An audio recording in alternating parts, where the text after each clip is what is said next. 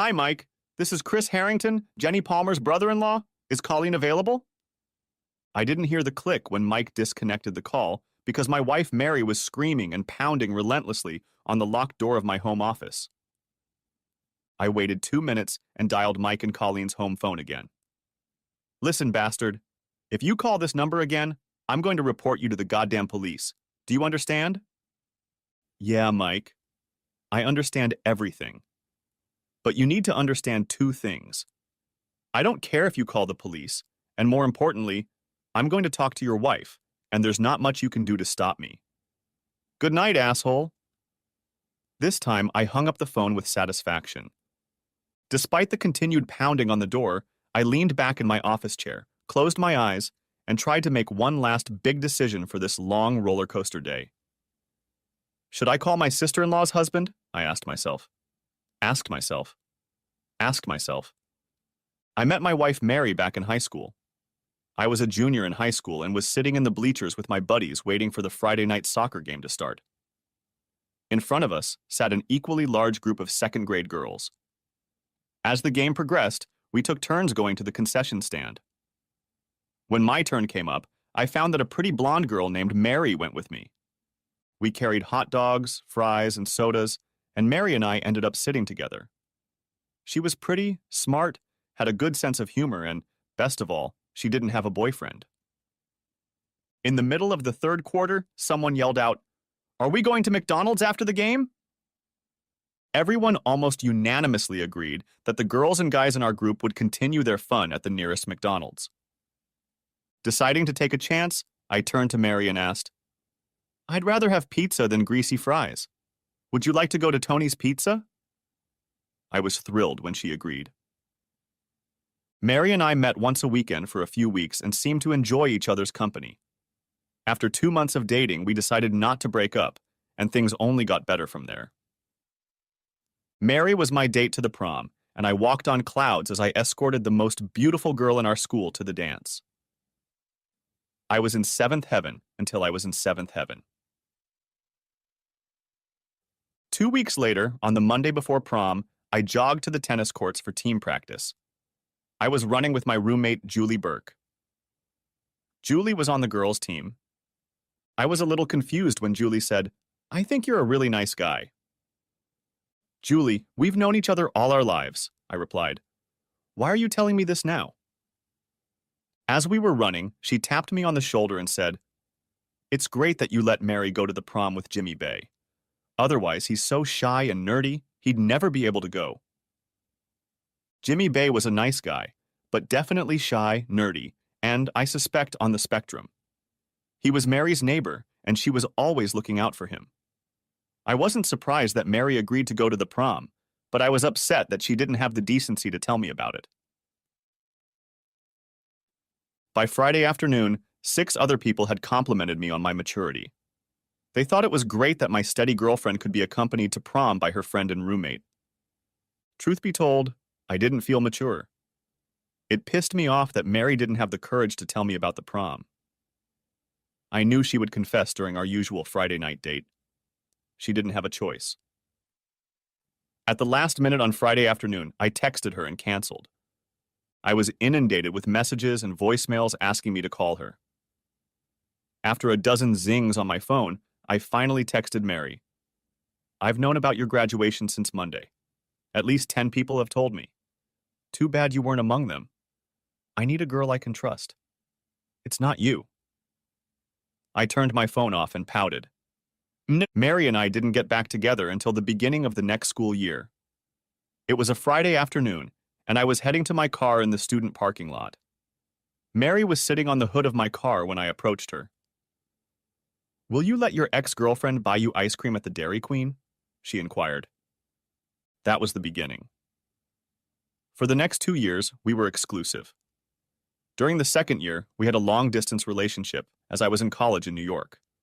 I was able to come home often and was thrilled to exchange my virginity on a Saturday night in March, shortly after her 18th birthday.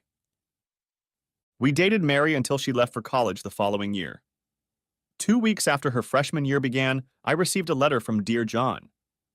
It seemed she was having too much fun in college and didn't want to be tied down to a steady boyfriend. I never called or wrote. I was popular, getting very good grades and playing Division III tennis. I replaced Mary with a steady stream of girls starting the next night.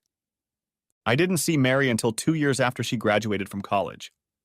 I was working as a staff engineer for a local defense contractor, and after a long week, I was out with fellow employees. I literally ran into her at a bar. We talked for a few minutes and then we each went back to our friends. I'll admit, I kept my eyes on her for the next hour and couldn't decide whether or not to follow her into the parking lot when her group started to disperse. I chuckled when Mary's friends left. She walked over to the bar, sat on a stool, and ordered a drink. When she was served, she turned the stool around so it was across from me and stared at our table. I watched with a goofy grin as guys approached her but were quickly rebuffed. It wasn't until she looked me straight in the eye and held up 2 fingers that I pulled away from my friends. I needed to wait for Mary to tell the other guy to get the hell out before I got anywhere near her. 2? I asked. Mary smiled and replied, yes. If you had let 2 more guys ask me out, I would have accepted his invitation.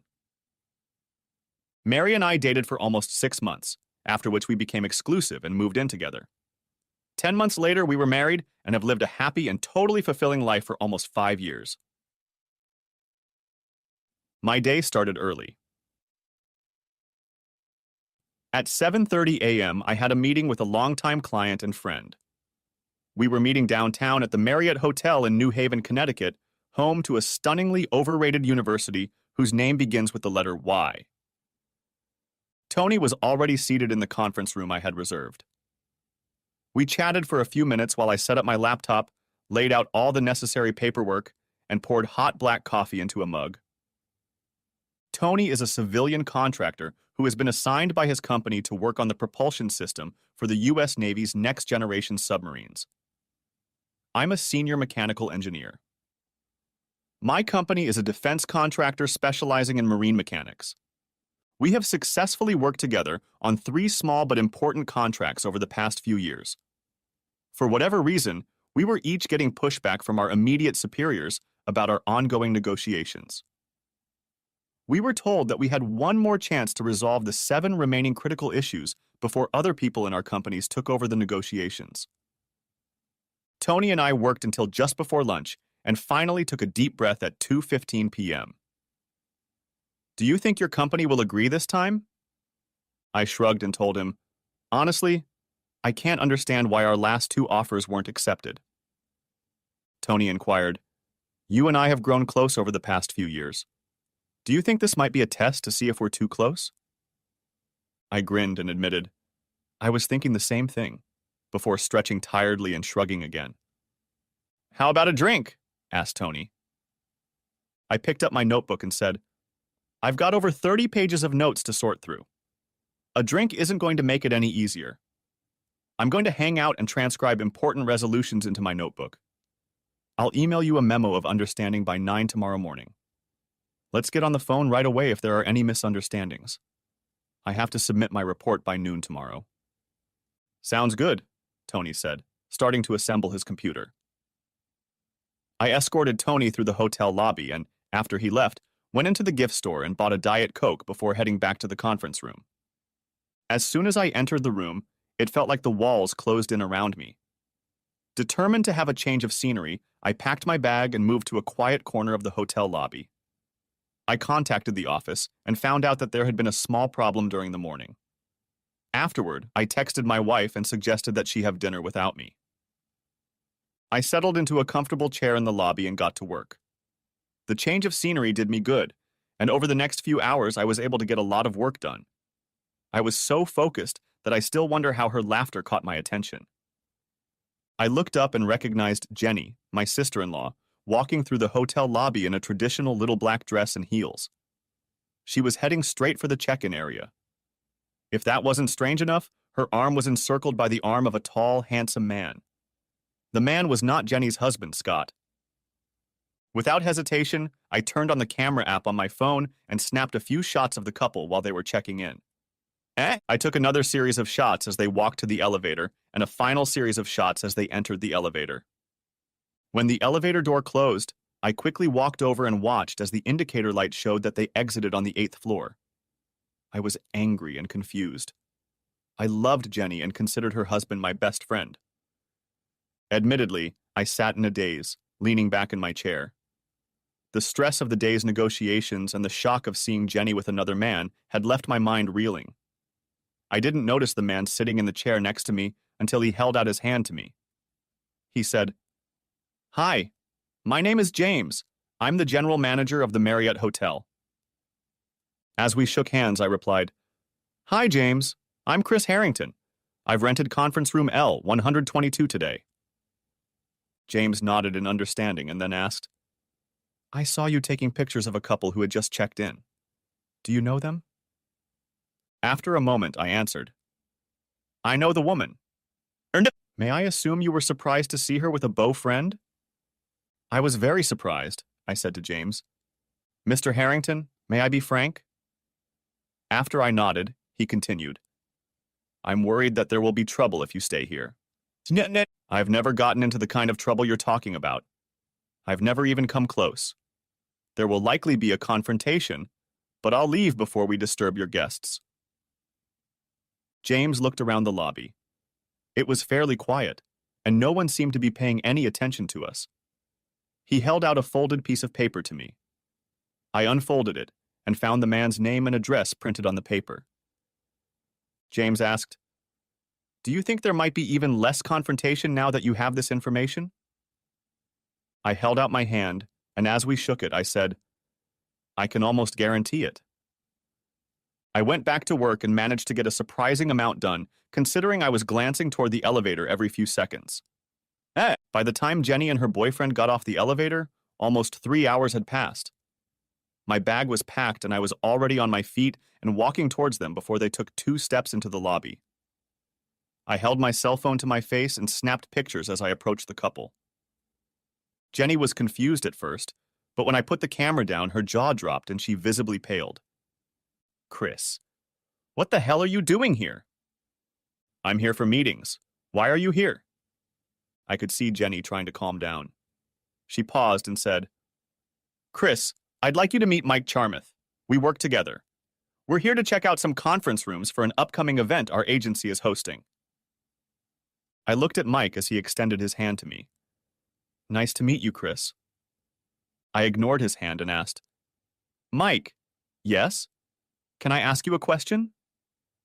Mike and Jenny exchanged tense looks before I asked, "Do you think Jenny is more attractive in those jeans, blouse, and boots?" I waved my hand, pointing to the way Jenny was dressed at the moment. "Or the black dress she was wearing when you went to the 8th floor to look at the meeting rooms 3 hours ago?"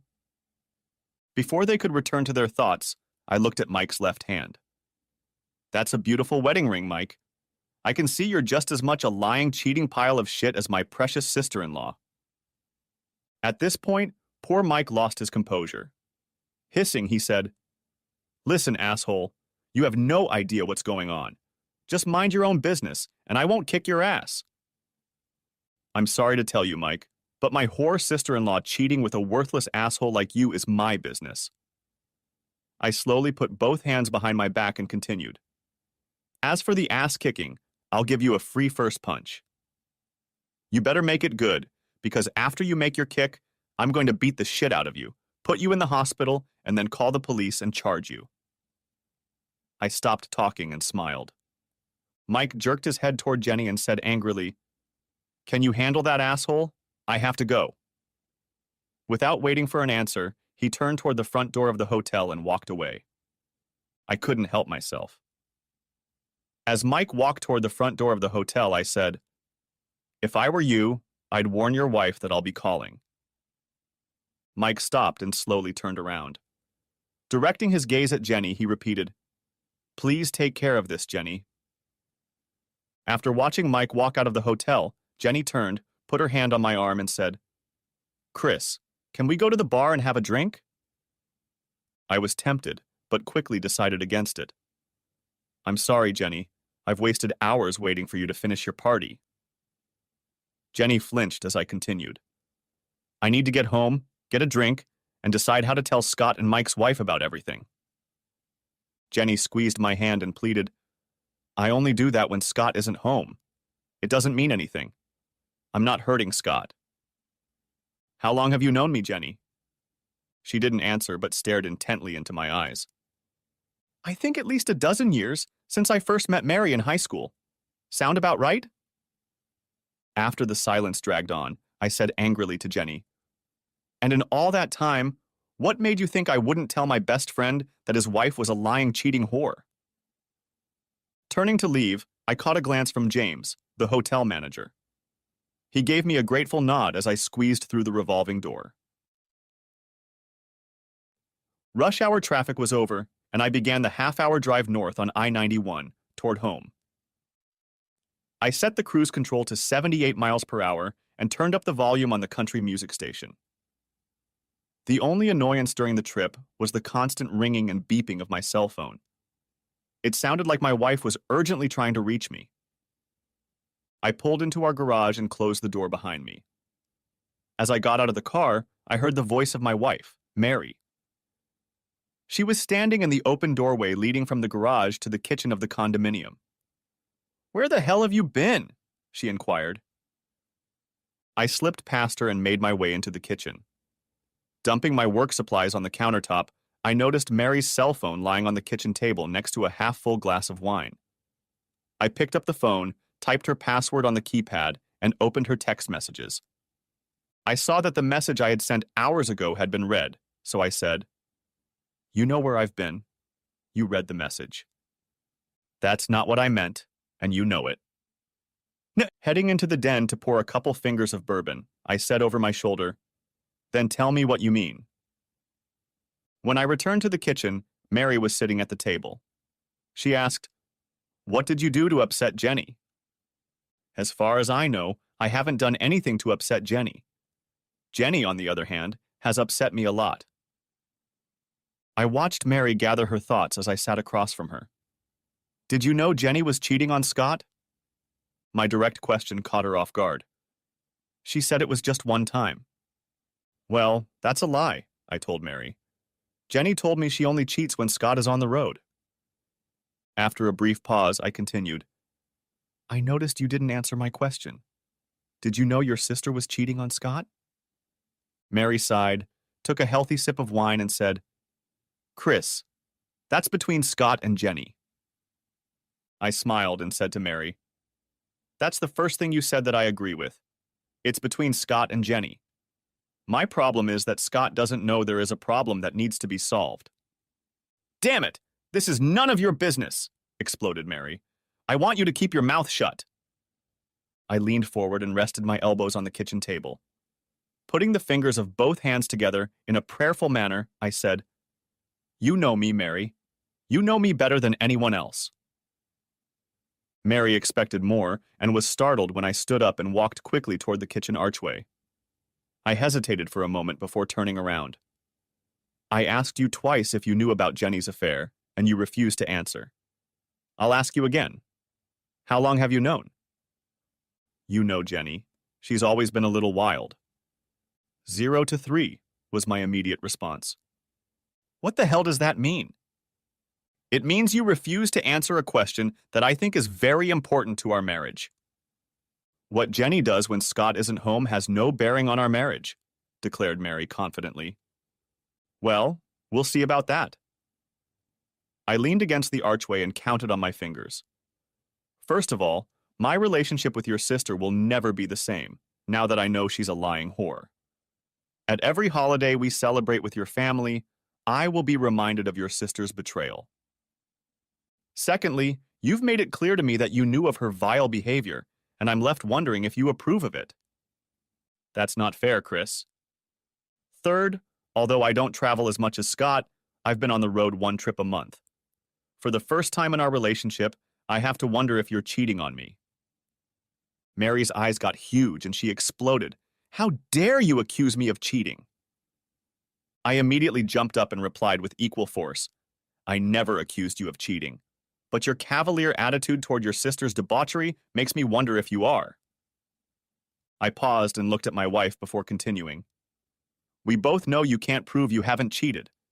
All I have is my trust in you, and right now that trust is severely shaken. I turned and walked down the hall to my home office. After typing Mike Charmouth's information online, making sure he was married, and intercepting both calls to his home phone, I decided to do one last horrible thing. I texted my brother-in-law, Scott. "You're coming home on Friday, am I right?" 10 minutes passed before he replied, "Yes, I'm flying in at 2:30 p.m. Meet me at the pit stop. I'll be there at 4. "Does this have anything to do with the frantic call from Jenny who wanted to know if we'd talked?" Scott inquired. I was trying to decide what to answer when suddenly the phone rang. "Hi, Scott," I answered, turning my chair to face the wall. I wasn't going to keep my words from Mary, but I didn't want her to hear this conversation through a closed door either. "What's going on, Chris?" "It's as bad as it can get, Scott. Are you sure you want to talk about this over the phone?" After a brief pause, Scott asked, "Is she cheating on me?" I replied, "Yes." The silence lasted a few minutes, broken only by occasional sobs. "I'll see you at the pit," he said. The call was immediately cut off. I was going to text Scott and let him know I was willing to talk to him anytime, but in the end, I decided to leave my friend alone. I was sure he knew I had his back and would be available anytime he needed me. While I was talking to Scott, Mary had gone quiet. I'm sure she was trying to listen. As I hung up the phone, I heard her say through the closed door, "Please come into the kitchen. We need to talk." I had already considered going to the guest bedroom, but decided to finish my bourbon while sitting on the kitchen table. Settling into the kitchen chair across from Mary, I took a good sip of Knob Creek and felt a slight burning sensation in my throat. I looked at my wife and saw the wheels spinning frantically in her head, preparing for the next attack. My brain was dead. I had no energy left to fight, and I knew the last ounce of alcohol wouldn't help. I was waiting for Mary to start when my cell phone buzzed in my pocket. "Jesus!" I exploded. "When is this damn day going to end?" I pulled out my phone, looked at the screen, and saw an unfamiliar number, which added to my frustration.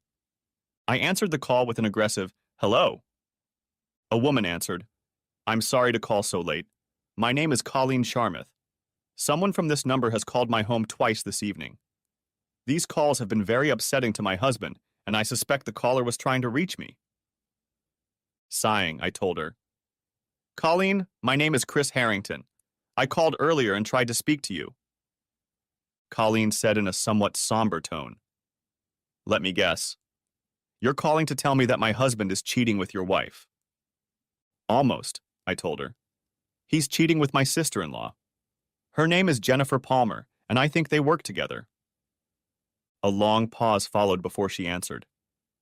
"This is the third time I've gotten a call like this, and it will be the last. How can a man do this to his wife and 4 children?" I knew the question was rhetorical, so I offered instead. "I have pictures of them checking in together at the New Haven Marriott Hotel downtown, kissing in the elevator as the door closed, and returning to the lobby almost 3 hours later. Jenny was dressed differently after their, date."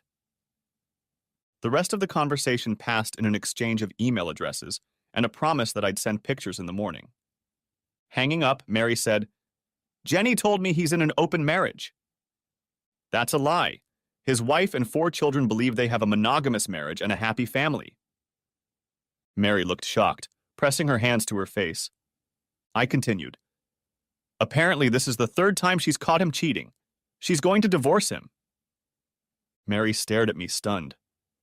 I swirled the last of the bourbon in the glass and then tipped it into my mouth. Rinsing the glass in the sink, I headed for our bedroom. Lying in bed and reflecting on everything that had happened to my extended family over the past few hours, I came to the conclusion that I wasn't to blame for all the sadness and destruction. As usual, my alarm clock rang at 5 in the morning. Instead of starting the day with exercise in our basement gym, I took a quick shower, got dressed, and headed to work. I wasn't trying to get away from Mary. I needed to get to the office, finalize the memorandum of understanding, and give it to Tony. Thursday was busy. Tony and I had to talk on the phone for 45 minutes to clarify the wording on a few points, but I had no trouble getting the finished agreement to my boss by noon. I spent the afternoon going through the previous day's emails and headed home at 5 p.m., my usual dismissal time. I wondered what the evening would bring, and was only half surprised when, as I turned down our street, I saw Jenny and her parents' car parked in front of my house. "This is going to be a long damn night," I moaned, pushing the button to open the garage door. "What the hell did you say to Scott?" began Jenny as I closed the door behind me. Looking at my startled wife, I said, "I'm going to go change. I'll be back in a few minutes, but I'm warning you. If your family disrespects me in my house, I will physically throw everyone out the front door, including you, Mary." And I didn't wait for a response and hurried down the hall to our bedroom. After contemplating the cowardly act of climbing out the bedroom window, I decided to face Mary and her family. It was hard to walk alongside an open bottle of bourbon, but I figured it was better to have a clear head. My second thought was, screw it. So I went back to the bar. 1 inch didn't seem like enough, and 2 inches exceeded my limit for polite conversation, so I settled on 1.5 inches of my favorite amber liquid. All eyes were on me as I re-entered the kitchen. Everyone was sitting around the table. There was an empty seat between Mary and her father, Steve. Instead of sitting down, I leaned against the kitchen counter, watching those gathered and wetting my lips with my drink. I liked my in-laws. They were good, solid men. Steve, my father-in-law, was a man I respected. He was direct, honest, and you always knew what he thought of you. If you stayed on his side, there was no better friend in the world. On the other hand, if you crossed him, I was sure he could make your life miserable. Steve considered Scott and I friends. My mother-in-law considered herself a hard-ass and an extraordinary businesswoman. She owned and operated a well-known local real estate franchise with an excellent reputation. Although Betty oversaw the day-to-day operations of the business, everyone involved knew that Steve was the brains behind its success. "Perhaps you'd be more comfortable sitting here?" Mary patted the chair next to her. "I've been sitting all day. I'm fine where I am." Jenny already had some control over her emotions. She asked, "What did you tell Scott?" I thought for a second before answering. I texted him and asked him to meet me tomorrow when he got home. I told him it was urgent. Gathering my thoughts, I continued. Scott called and wanted to know what was wrong. After I confirmed that he wanted to talk on the phone, I told him that you were cheating on him. He cried for several minutes before he could confirm that he would meet with me. I was somewhat surprised at how devastated the family seemed. Mary was crying and said, "I begged you to mind your own business." I wondered if her statement was made for the good of the family. I replied, "And I told you it was my business." My mother-in-law jumped up and said, "That's debatable." Before I could comment, Jenny asked, "Are you going to see Scott tomorrow?" "Yes." "What are you going to tell him?" she inquired. I replied, "I don't have anything else to tell him. I sent him the pictures I took and told him you were with Mike for just under 3 hours. I sent him Mike's name and address as well as his wife's contact information. I guess I'll be a support and a shoulder for him to cry on." "What about me, Chris?" queried Jenny. "Don't I deserve support too?"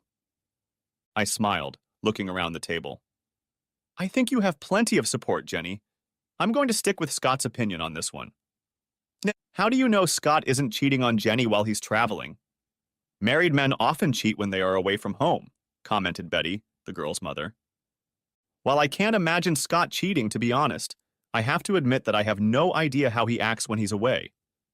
Until yesterday, I had never considered the idea that Jenny was a cheater, or that my wife might be cheating on me." The table exploded with "How dare you," and "That's inappropriate."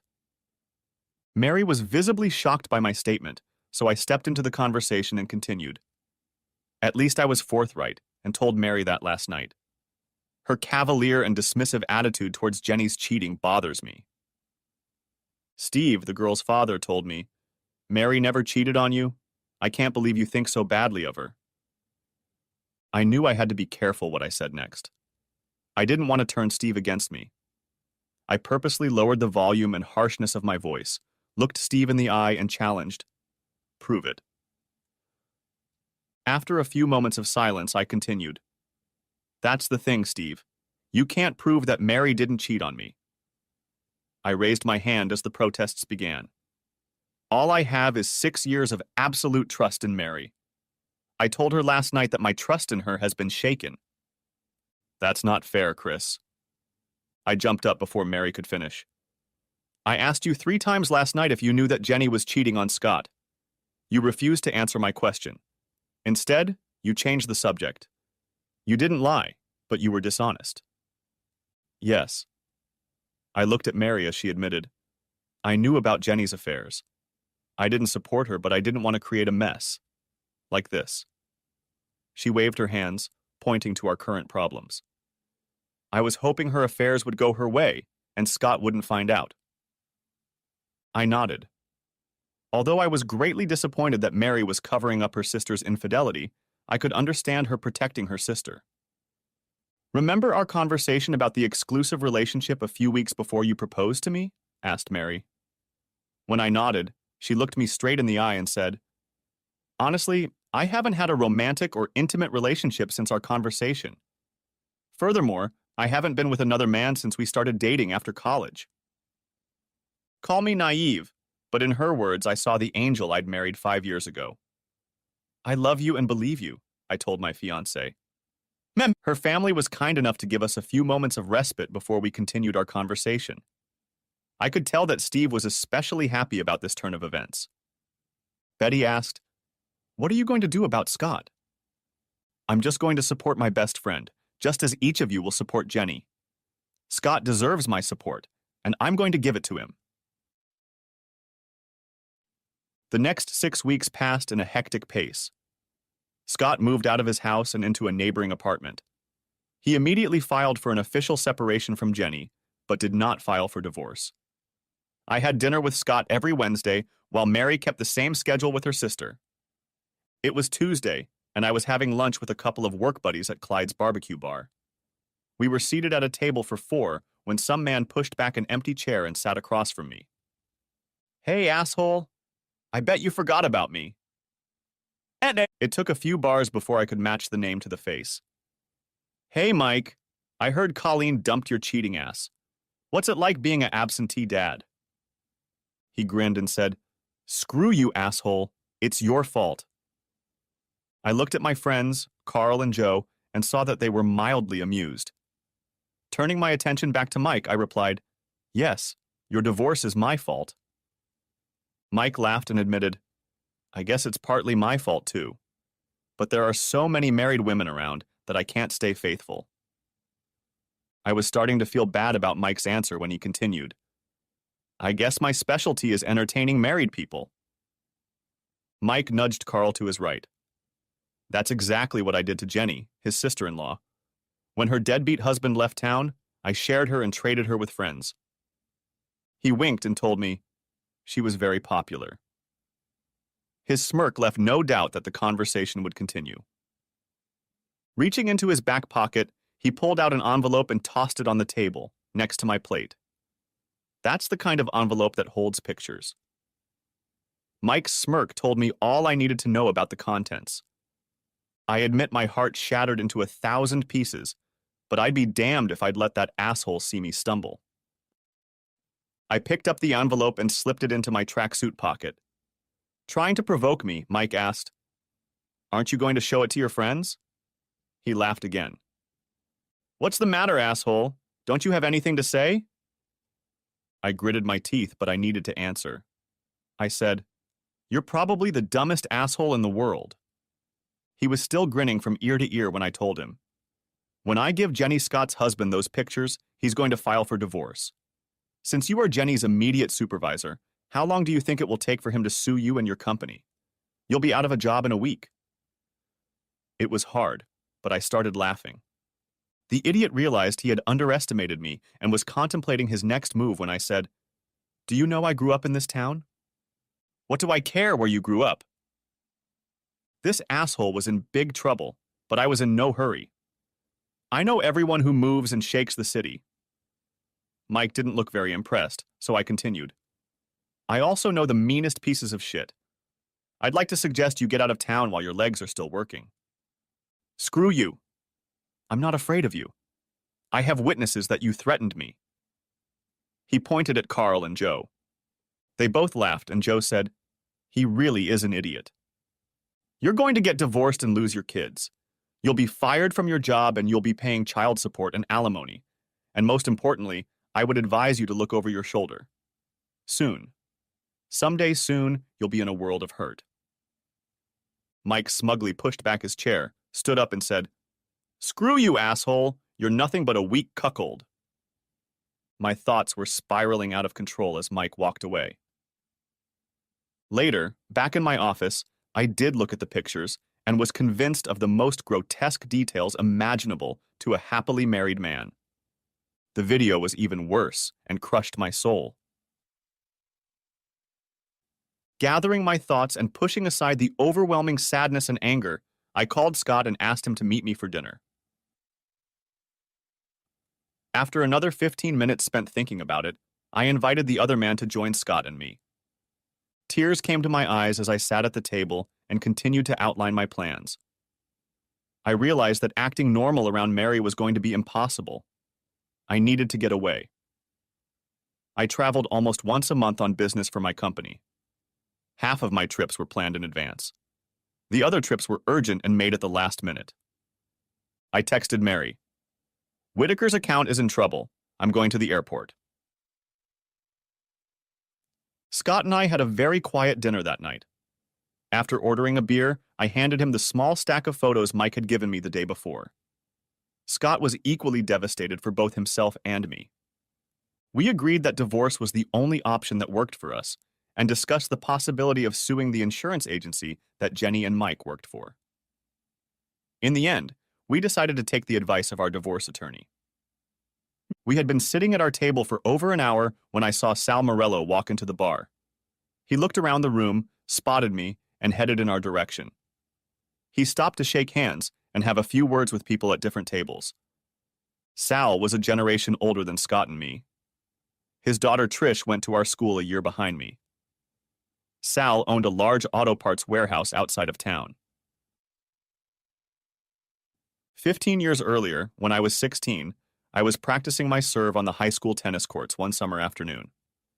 Trish waved to me as she biked past the courts. A few minutes later, as I was picking up balls scattered around the court, I looked up to see 5 classmates forcibly pushing Trish under the bleachers of the baseball field about 100 yards away. I guessed what those assholes were thinking, and I knew Trish wasn't that kind of girl. I ran out of the ballpark, and within seconds, I was under the bleachers. Trish's shirt was ripped off. She was screaming and crying and trying to cover herself while the assholes pulled her shorts down. Stan Malloy turned just in time for the rim of my racket to hit him in the nose. It exploded. Blood splattered in all directions, and Stan let out a piercing scream as he fell to the ground. My backhand hit Joey Burns in the cheek, and he passed out. I don't remember much after that.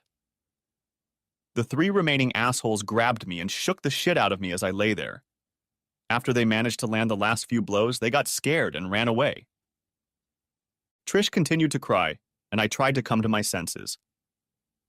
We left Trish's bike in the field, and she helped me get to the car. I could barely drive, but eventually pulled up to her house.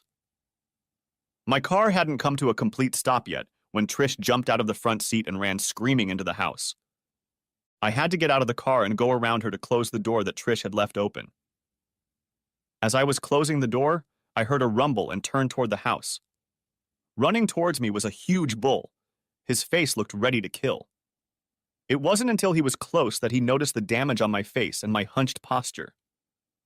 "You're Harrington's baby," he growled after me. I could barely nod. I told him, "I think I need an ambulance, Mr. Morello." I leaned against the car and slowly and painfully sank to the ground. Mr. Morello turned and shouted toward the house, "Call an ambulance, now!" Mr. Morello knelt down beside me, took my chin in his hand, and turned my head until our eyes met. "What the hell happened to my daughter?" he wanted to know. "Some assholes dragged her under the bleachers at the baseball field." "That was you?" he barked. I groaned, shaking my head. "I was practicing on the tennis court next to the field." Every word was painful. Fire flashed in his eyes as he asked, "What did those bastards do to my—" He couldn't finish the sentence. When I got there, they had already pulled her shirt off. They were trying to get her pants off. She was still wearing her bra and shorts. If I hadn't been in so much pain, I'm sure his icy stare would have scared the hell out of me. "I want to know their names. Stan Malloy and Joey Burns will be in the hospital when I get there." I smashed their faces with my racket. I gave him the names of the other 3 assholes as an ambulance, and a police car pulled up behind my car. Mr. Morello leaned over and we ended up nose to nose. I could smell the garlic in his breath. In a voice just above a whisper, he said, "If you ever need a favor, come see Sal Morello." When Sal approached our table, he sat down without any introduction. I handed him an envelope of photos and waited for him to look through them.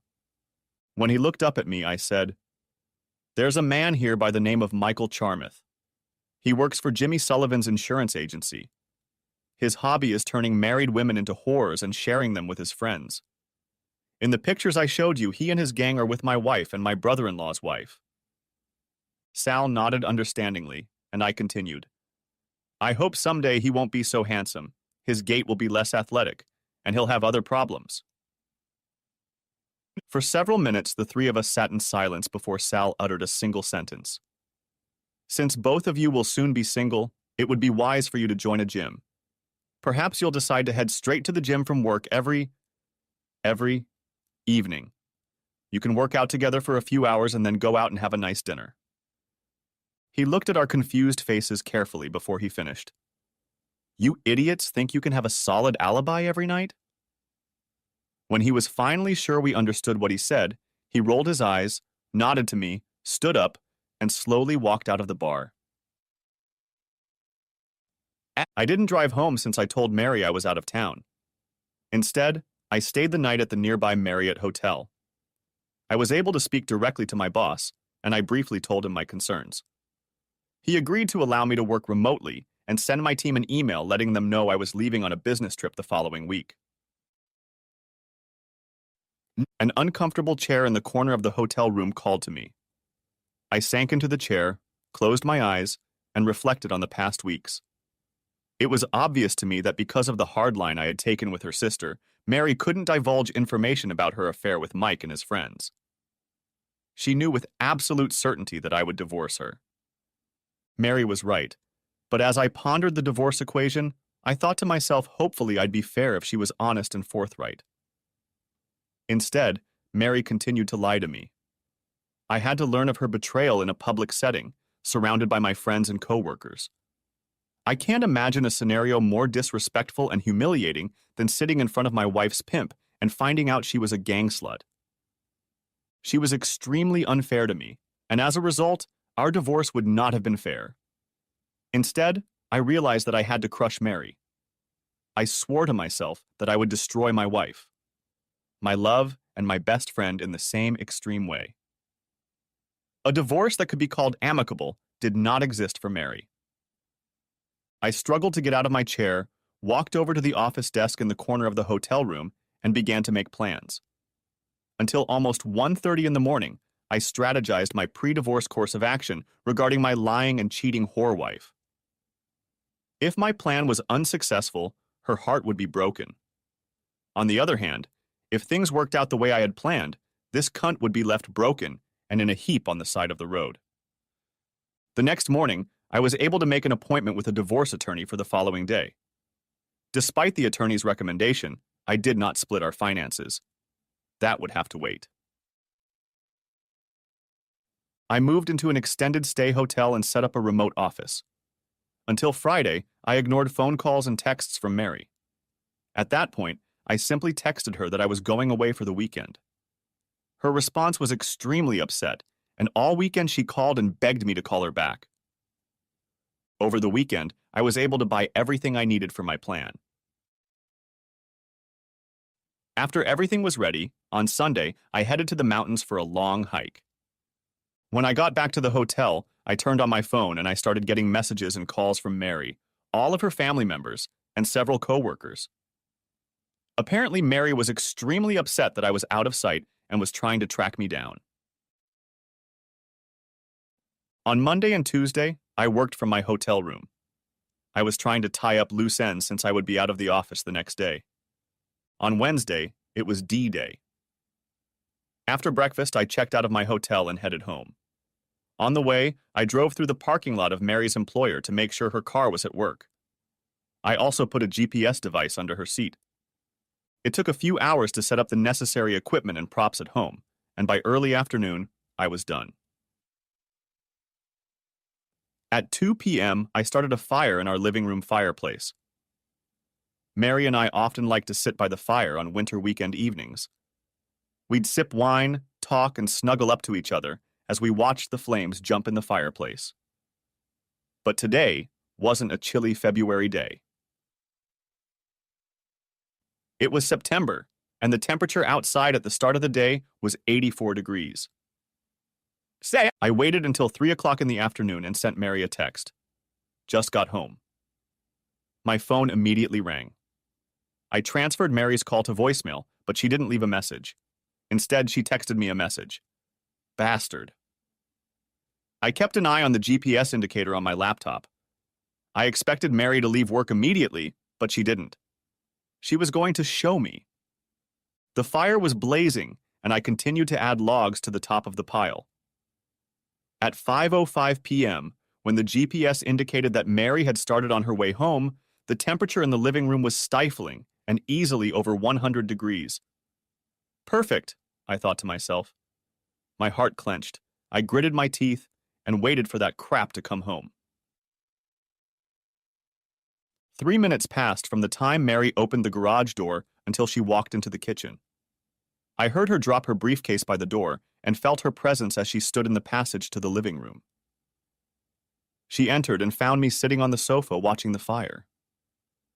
On the table in front of the couch was a plate of cheese and crackers and a bottle of wine. I held one glass of wine in my hands. The second glass was on the other end of the table and was meant for Mary. "What the hell are you doing? It's getting incredibly hot," commented Mary. Turning from the fire to look at Mary, I asked, "What the hell do I look like I'm doing? I've prepared a romantic reception for my wife." I noticed 2 beads of sweat already dripping down her forehead and cheek. "A romantic..."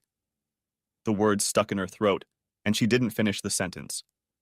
Instead, she took a few steps toward the fire, bent down, and picked up a half-burnt object from a rock. Taking it in her hands, she studied it carefully, and then took a step back and looked at the top shelf of the bookcase. I thought she might hurt her back. So quickly she turned to face me. Her eyes widened with horror as she showed me the smoldering cover of the book. It was the only part of the book that had escaped the flames. It didn't look like Mary was in any condition to utter words, so I calmly told her, "We didn't have any kindling to start the fire, so I used a couple of these old books." I nodded at the empty spot on the top shelf where Mary kept a number of books. "I only used 4 or 5. We have plenty more to start the next fire." As I spoke, I got up from the couch, picked up Mary's wine glass, and held it out to her. I watched her face turn from incomprehension to fury. The day Mary was born, her dad had given her a gift. The gift turned out to be the most popular children's book of the previous year. On the first blank page, Daddy wrote Mary a love letter in which he heartfeltly described his hopes and dreams for his daughter. Every year, Daddy gave her the same gift for her birthday. She had 28 books, each one a reminder of her father's love. I clenched my jaws as I saw Mary cringe and start to sway. I wasn't sure if she meant to slap me or punch me. When her hand hit my face, it hurt like hell. Her hand crashed into my left eye, and her nails tore through the skin on my cheek. The contents of 2 glasses of wine poured down the front of my shirt and pants. Her face changed again, and as she began to cry, I saw complete confusion again. Without a word, she turned and ran up the stairs to our bedroom on the 2nd floor. I heard the door slam shut behind her. Although I was devastated since I knew my marriage was over, I still smiled. My plan had worked just fine. When I looked in the bathroom mirror, I saw that my eye was red and beginning to swell. Mary's fingernails had punctured my skin, and a trickle of blood ran down my cheek. "Let's get this over with," I said to myself, pulling my cell phone out of my pocket and dialing a number. 911. What's your emergency? I heard on the other end. My name is Chris Harrington, and I need police assistance for a domestic situation. My wife has physically assaulted me. After giving the dispatcher my address, she asked, "Are you in a safe location, Mr. Harrington?" "Yes. My wife has locked herself in our bedroom. I'll be sitting on the porch until the police arrive." "Do you need medical attention?" the dispatcher asked. "No, I'm not that badly hurt." According to police procedure, the dispatcher stayed on the line until the first police car arrived. I knew my call was being recorded and was very careful how I answered her questions. Almost immediately after the first patrol car pulled up to the curb, a second car pulled up. The 3 police officers crossed the grass together. "Thanks for coming, officers." "What's going on?" the old veteran asked. "Sam next." I turned my head so they could see the damage on my left side. "My wife Mary hit me." "Why did she hit you?" he inquired. I wanted to be careful with my answer. I told him, "In the last few months, my wife has become verbally abusive. I suspect she is in a state of conflict. She is hiding an affair that she thinks I don't know about. In fact, I was planning on serving her with divorce papers tonight." "When we talk to your wife, will we discover any damage?" "I have never touched my wife or any other woman in anger," was my honest answer. One of the young officers asked, "Are there any weapons in your house?" "I have several handguns. They are all kept in a gun safe in my office. My wife does not have the combination to the safe." When 2 young officers entered my house to talk to Mary, I said to the third, "Would you like to see a videotape of my wife beating me?" He squinted, trying to make sense of my statement. Several bars passed before he asked, "Do you have proof of the assault?" "I haven't looked. I think I have proof." Finished, I waved for him to follow me. My laptop was on the kitchen table. I needed to wake up my computer and find my cloud storage account. I opened the folder, rewound the video back 30 minutes, and found the beginning of our confrontation. I hit the play button and stepped aside so the policeman could get a good view of what was happening. He watched until Mary left the room and ran upstairs, and then asked to watch it again. After the second viewing, he pressed the communicator button on his shoulder and said, "Arrest Mrs. Harrington." Almost immediately, I heard Mary screaming from upstairs and my heart raced. I knew the officer had asked me a question, but I needed him to repeat it. "Are all the rooms in your house under video surveillance?" I didn't want to answer that question, but I knew I had to answer honestly. "No. The living room is the only room that has a camera." He nodded his head understandingly, scratching his chin thoughtfully. "And how long have you had a camera in the living room?" I shrugged and admitted, "It just recently." Our dueling glances were interrupted when Mary screamed and pleaded, "Chris! What the hell is going on? Please, please help me!" I was about to respond when one of the young officers shouted, "Sir, this is a police investigation. Please leave immediately." He was addressing an elderly man standing in the open front door of my house. With the same authoritative look, the man said, "I am an official bailiff, and I have been assigned to serve Mrs. Mary Harrington." He approached Mary, and all 3 officers took a step toward him, just in case the situation got out of hand. The man asked, "Are you Mary Harrington?" When Mary nodded, he handed her an envelope and said, "Mary Harrington, you are being served. In addition to the divorce petition, you have been issued a restraining order preventing you from going near Mr. Christopher Harrington, his home and work." Since Mary was handcuffed, he handed the envelope to the officer who held Mary by the elbow. When the bailiff left, I turned to Mary. I watched the panic and confusion disappear from her face. They were replaced by a calmness. She looked at me and asked, "How did you find out?" Mike told me. As the 2 younger officers escorted Mary to the back of the patrol car, the third officer gave me his business card and asked me to send a copy of the videotape. I walked him to the front door and watched the first car drive off with Mary. The senior officer stopped halfway up my driveway. He turned and asked, I've seen you at the pit stop sometimes, haven't I? Yes, I recognized you in Sarge. He told me, 4 years ago I divorced my wife for adultery. I pay alimony, child support, health insurance, and a mortgage on the house she lives in with my kids and her asshole boyfriend. Maybe the next time I see you at the pit stop, you'll let me buy you a beer and tell me what the hell happened here today. I went to work the next day and was able to be somewhat productive as I survived Thursday and Friday. I even groaned loudly when I got home Friday night and found my father-in-law sitting on the front step. Pulling into the garage, I got out of the car and yelled, "Get in here, Steve!"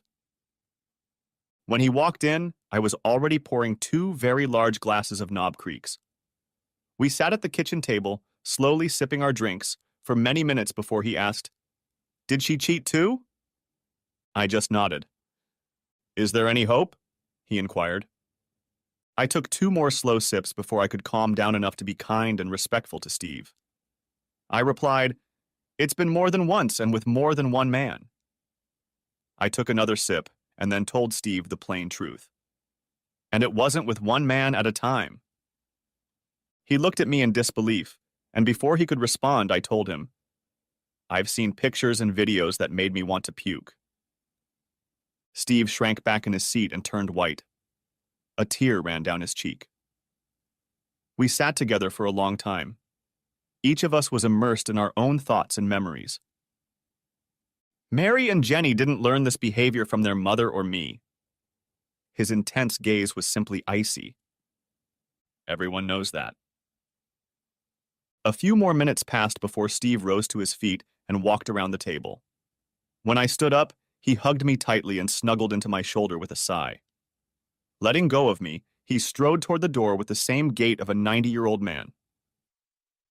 Opening the door, he looked over his shoulder and said, "Burning those books was a shitty thing to do." I'd completely forgotten about the trick I'd used to start the altercation with Mary. I almost screamed when I said, "Wait!" I walked out of the kitchen and returned a few seconds later with a small box. I held it out to Steve. As he opened it, he looked at me with a stunned expression on his face. I told him, "I know you treasured those books, and I would never destroy them." Then how? He was too shocked to finish his thought. I told him, "I went to the bookstore and bought a copy." That Saturday morning, I was sitting at the kitchen table as usual, scanning our local newspaper on my tablet. I smiled as I read it. Hartford Times, local section. West Hartford police are investigating a brutal attack on a local man as he left a neighborhood bar in the Elmwood neighborhood. And Michael Charmouth was attacked in the back parking lot of Tops Bar at approximately 10:30 p.m. His injuries were extensive and required hospitalization. A city police spokesman said police have several leads and expect to make an arrest soon. It was a bright and sunny November morning. I watched as a red Ford SUV parked a few spaces away from me and the driver slowly got out of the car. "Hey Mike, you look like shit." I was in the parking lot in front of Jackson Physical Therapy and sitting on the open back door of my Ford F-150 pickup truck. A little birdie informed me that Mike had an appointment for 10:30. I continued, "It would be nice if you could get a handicapped sign so you could park in a spot closer to the building. You know, like other cripples." In addition to the damage to his knees and feet, Mike had a shattered jaw that will be fixed with wire for at least another month. "Cat got a tongue, asshole?" I asked with a smirk. I had to hand it to Mike. He waddled over to me, leaning on his cane, and stopped 10 feet away from me.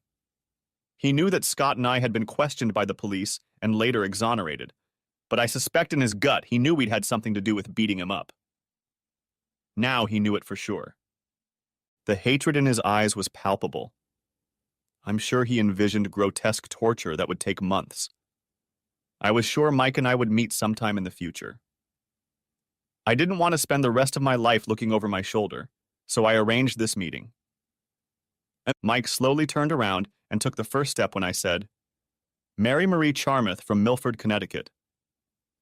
When he turned around, I continued, "Susan Burke of White Plains, New York, and Lori Fitzpatrick of Brockton, Massachusetts." The hatred in his eyes was replaced by confusion. If anything happens to me, if I get in a plane crash, drown on vacation, fall down the stairs, I've arranged for my friends to visit your mother and sisters. I noticed a slight tremor in his hand as he held his cane. My friends will beat their faces as they did yours. They will damage their legs like they damaged yours. And Mike? I wanted to make sure he was listening intently. My friends will beat them in the crotch just like they beat you. I waited a few moments while he digested the information before I finished. While your mother and sisters are squirming in pain, my friends will tell them that their beating was your fault. I was surprised. Mike stared at me for a few long moments, then nodded quickly. I wasn't sure if he was nodding in understanding or declaring a truce. He turned and stumbled toward the entrance of the building. I'm happy to report that this was my last contact with Mike Charmouth. I had given my divorce attorney the power of attorney necessary to handle all legal matters related to our separation. We had no children. We made about the same amount of money. Most importantly, I didn't care about anything other than separating from Mary. A few weeks after I sued Mary, I got a call from my shark. She told me, "We have reached an agreement almost exactly on the terms we discussed. However, Mary will not sign it until she has a chance to talk to you." I muttered a swear word and was advised, "Just do it. Sit down and let her talk it out. Get it over with." Here's what I'll agree to. Have Mary sign the papers and you approve everything so it's official. I'll meet with her for an hour in a conference room in your office after she signs the papers. I heard, "That should do it," and then the call ended. 3 days later, I was sitting in the conference room. June, the paralegal, knocked on the door, opened it, and said to me, "Everything is signed and notarized." She nodded and backed away from the door, leaving Mary standing at the entrance. She had clearly made some effort to get dressed and put on makeup, but it didn't matter. Mary was simply stunning, at least to me, even in her sweatshirt and ponytail. She walked around the table, leaned over and kissed my cheek, and then sat down across from me. "Are you as nervous as I am?" she inquired. At first I thought, what a weird way to start a conversation. But then I thought about her question. I shrugged and admitted, "I'm not nervous.